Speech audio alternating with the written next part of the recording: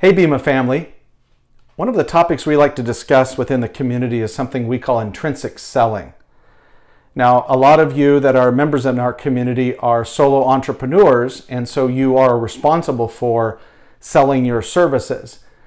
Even if you are a corporate marketer, however, you're still selling. You're still pitching ideas internally. You're still selling yourself to the CEO, selling ideas. So these principles still apply. And for those of you that don't know, my background prior to becoming a brand strategist was in corporate sales. So the first 10 years of my career was in business-to-business technology sales. And what I learned about relationship building, value propositions, closing, ethical selling, all of that I still use today in my role at Root and River. Intrinsic branding and intrinsic selling do have some common things, of course. One common area is the need to connect with someone emotionally, at an emotional level. The difference is, however, in intrinsic branding, you are connecting to a larger audience, a larger market. In our Root sessions with our clients, we cover something called the ideal audience, and it's an audience archetype that you are directing your marketing at related to voice, tone, storytelling, selling, etc. In intrinsic selling, though, it's most often a one-to-one relationship. And that's an area then that requires you as the seller to have your own emotional connection with yourself. This is why contemplative work, deep work, therapy, prayer, meditation, whatever you're doing to get to the center of you where you can be vulnerable, it allows you to connect with someone else's emotional center from a place of vulnerability.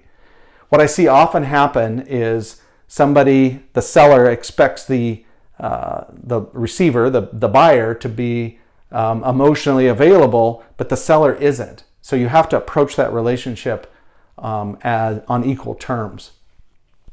The second area is related specifically to intrinsic selling, and that is to find your buyer's love language. Now, the 5 Love Languages, famous book, most people have read it. There is a business application to that is uncovered through questions. But there's a key thing here.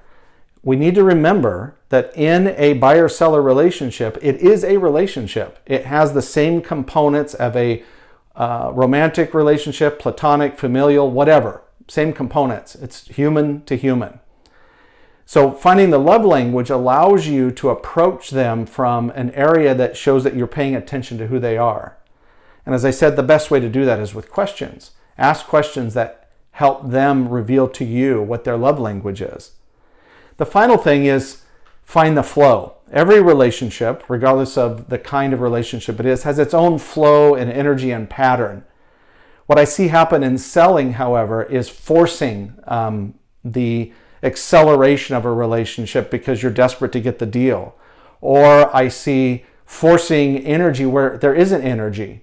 One of the things we teach our clients is that you can't be for everyone. It's okay that some people are not going to buy from you because if there's not an energetic fit.